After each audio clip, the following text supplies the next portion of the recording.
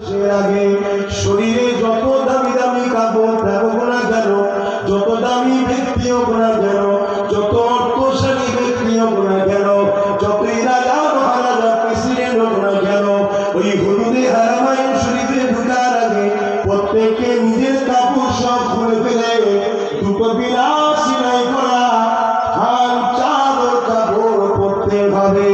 এ আমার আপনারা মায়েরা বোনেরা যুবকেরা, এত টাকা খরচ যারা করতে পারে তারা কি সিলাই করা কাপড় পরতে পারে না?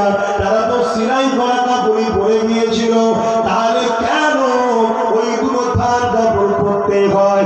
আল্লাহ পাক কি জন্য এই কাপড়গুলো খুলিয়ে দিয়ে